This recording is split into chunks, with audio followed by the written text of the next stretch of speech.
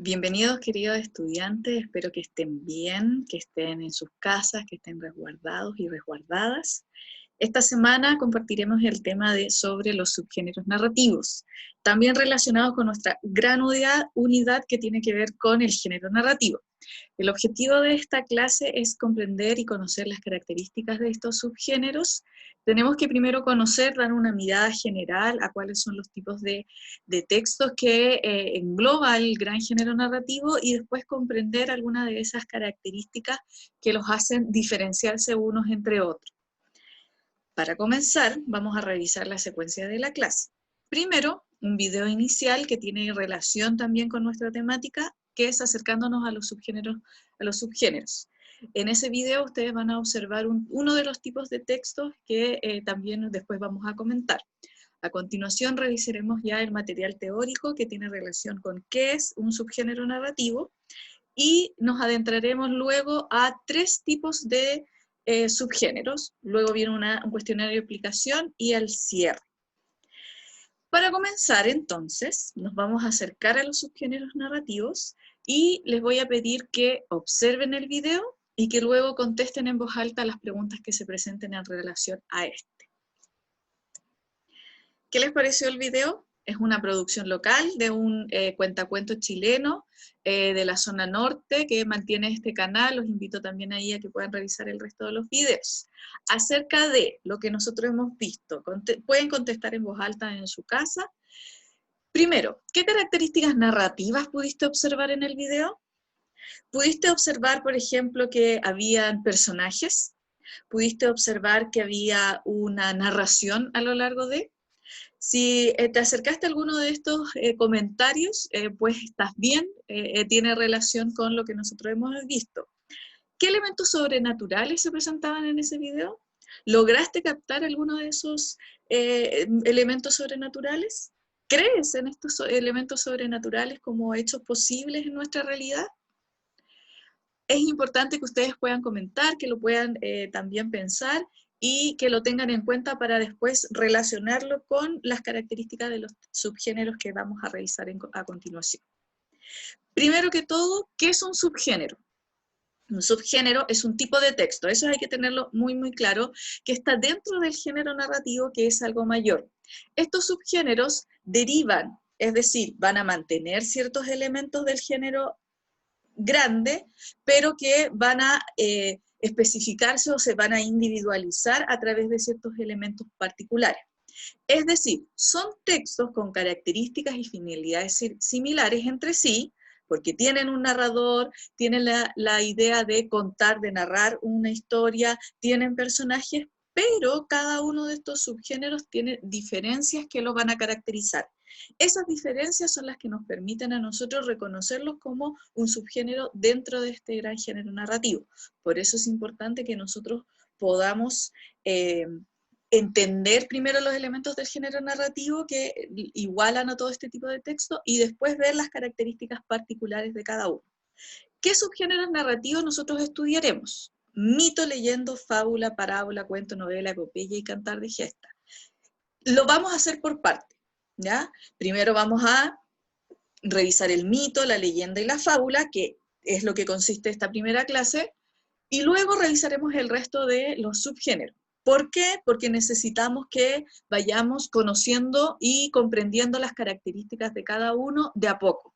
Debemos conocerlas, comprenderlas, internalizarlas, lo que implica ahí el comprender, poder aplicarlas también, y luego vamos a lograr que podamos ver otras diferencias y podamos revisar otros tipos de textos. Continuemos entonces, vamos a comenzar con el primer tipo de texto para revisar las características y luego vamos a ver ahí un ejemplo. ¿Qué subgéneros conoceremos? Aquí está esquematizado. Es importante también que ustedes puedan tomar nota de esto, que puedan ahí a lo mejor este mismo esquema reproducirlo en su cuaderno para que después tengan una visión más o menos general de qué es un subgénero narrativo. El mito es el primer subgénero que vamos a conocer. El mito es un tipo de narración que se transmite de manera oral y que intenta explicar fenómenos de la naturaleza y el origen de la vida. Cuando nosotros hablamos del mito, ese texto debe apuntar en cuanto al contenido a cómo explica, cómo narra hechos sobre fenómenos de la naturaleza y el origen de la vida. A eso apunta el mito. Es importante que lo tengamos en cuenta porque esa va a ser una característica diferenciadora con otros tipos de textos que vienen después. ¿Qué tipos de personajes son los que nosotros vamos a ver en el mito? O sea, se asocian tanto a personajes divinos, heroicos y a animales antropomorfos. ¿Qué son los animales antropomorfos? Los animales antropomorfos son aquellos que tienen partes de animales y partes de seres humanos o que tienen alguna otra característica, ¿ya? Generalmente nosotros vamos a ver que son este tipo de personajes los que predominan en el mito, pero también van a interactuar con seres humanos, ¿ya? O seres humanizados, como se llama en género narrativo. El mito tiene un carácter universal porque lo que pretende es explicar un fenómeno de cómo se formó el mundo, cómo se formó algún elemento de la naturaleza, cómo son los dioses los que crearon cierta parte del universo o cierta parte de la tierra, entonces tiene un carácter más universal. Corresponden a historias que son anteriores al conocimiento científico, porque estas historias lo que pretendían era explicar de una manera mágica, de una manera mítica, cuáles eran los elementos de la naturaleza y cómo se habían creado estos. Esa característica primaria de mítica es lo que también le daba su característica religiosa. ¿Ok? Esa característica religiosa era entendida como verdadero, tienen un carácter de verdadero, ¿ya? Porque a esa comunidad le daba una respuesta de cómo se había formado el mundo. Este tipo de historias pretenden explicar el inicio de ciertos fenómenos y se ubicaban en un tiempo fundacional, es decir, de los orígenes del universo. ¿Ya? Tienen un tiempo indeterminado, no sabemos cuándo ocurrió esto, pero sí sabemos que fue hace mucho, mucho tiempo atrás y que tiene que ver con el origen del el universo y la creación del hombre. Ese fenómeno nosotros lo vamos a conocer como el tiempo fundacional. Veamos entonces un mito a continuación, yo los voy a acompañar en la lectura para ver cuáles de estas características son las que se presentan ahí en ese mito. Mito mapuche de creación. Ay, se me enredó un poco la lengua. Les leo. La cosmovisión mapuche explica que al principio solo había aire y su dueño Nehen era un espíritu poderoso que vivía con otros espíritus. Algunos de ellos disputaron su dominio y dijeron: nosotros mandaremos ahora porque somos mucho más y él está solo. El más poderoso se enojó, reunió a los espíritus buenos que quedaban y apresó a los malos. El dueño de los aires pataleaba y de rabia lanzaba fuego por sus ojos. Entonces, él y los demás espíritus buenos escupieron a los malos y sus cuerpos se transformaron en piedras. El dueño las pisó y por su pesantez cayeron. El aire se abrió y los espíritus se deslizaron rompiendo la bola que era la tierra. Si ustedes se fijan en esta narración, nosotros reconocemos elementos del mito como yo les nombraba anteriormente. ¿Cuáles? Me voy a devolver. Si ustedes lo lograron captar, nosotros podemos hablar de personajes que son seres divinos, ¿ya?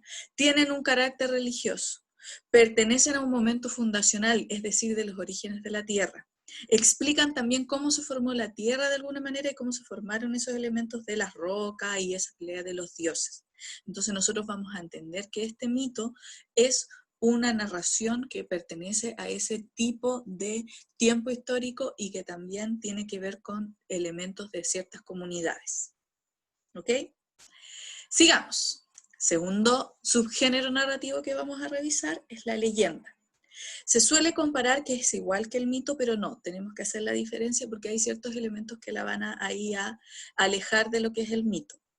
La leyenda es una narración también oral, cuidado ahí que hay un elemento en común, que se transmite de generación en generación, pero la leyenda tiene una característica local. Esa característica local se suma que se basa esta leyenda en una situación real o en unos elementos de ciertos pueblos, que está relacionado a cierto contexto de pueblo. Pero la veracidad de esa historia es cuestionable. Entonces ahí se va a alejar también ahí con el mito. Tiene un carácter local porque se relaciona específicamente a un lugar, a un espacio específico que nosotros vamos a reconocer. Por eso se hablan de las leyendas de la isla de Chiloé. Son leyendas que pertenecen a una localidad específica de Chile, ya que son de alguna manera las más conocidas. Sus personajes, como lo veíamos anteriormente en el mito, principalmente se relacionan a humanos, ¿ya? O personajes personajes sobrenaturales. Acá los dioses no están directamente relacionados. Esa es una característica que lo va a diferenciar ahí del mito.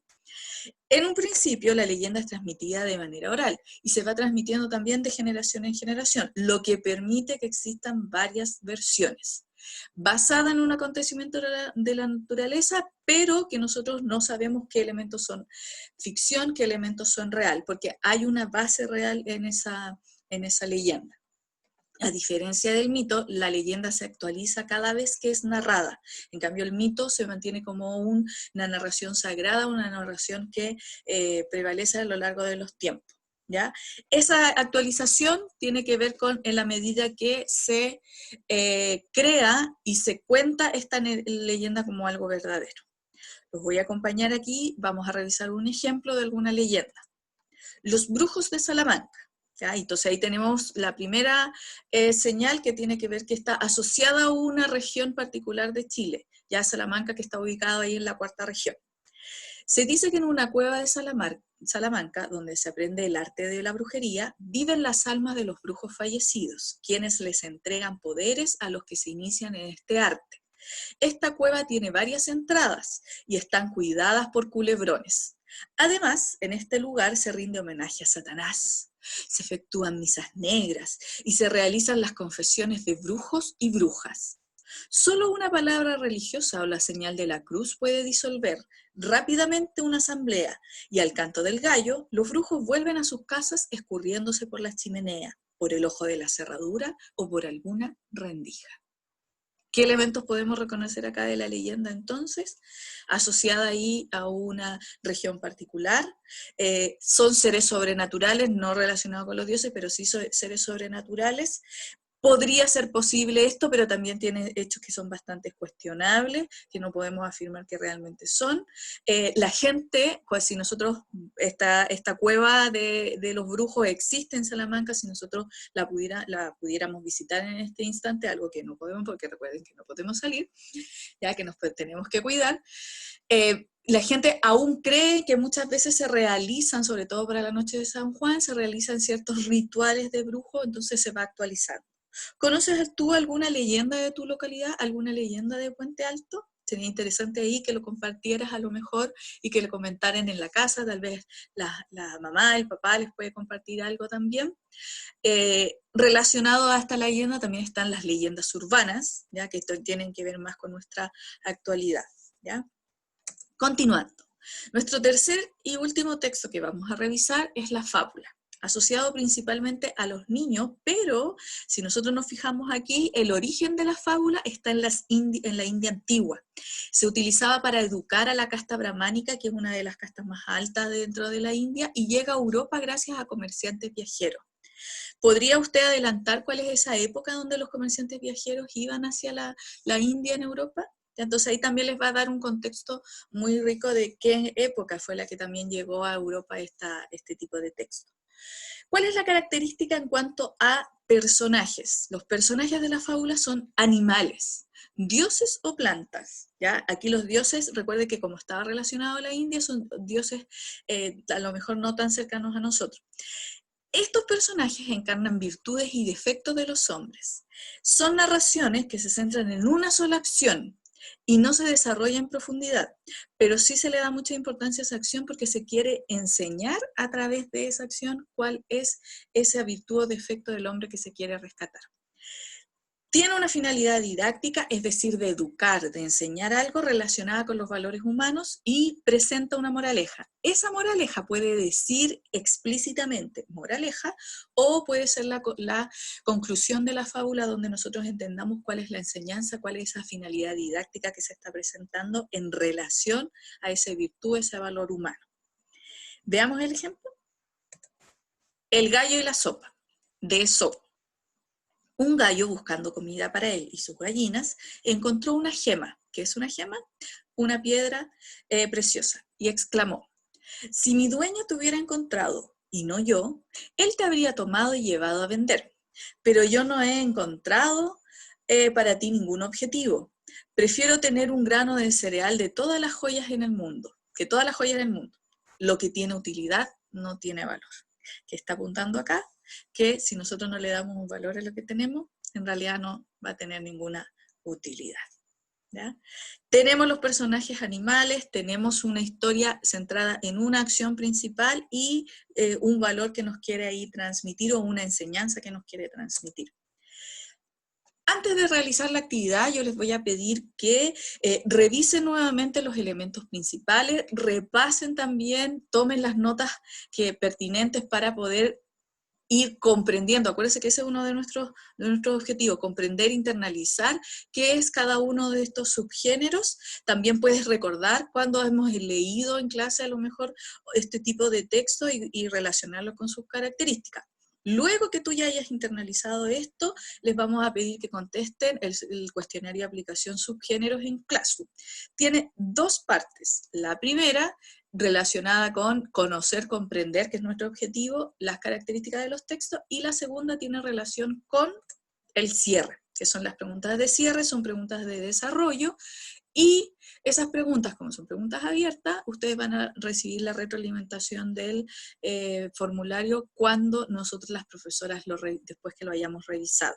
¿Ya? Entonces, les pido que antes vuelvo a insistir que antes de contestar el cuestionario, ustedes puedan revisar e internalizar primero esto para que también tengan un cuestionario exitoso. Espero que haya servido esta explicación. Cualquier duda, no dudes que la puedes escribir, por favor, es muy importante porque es nuestra retroalimentación en este momento.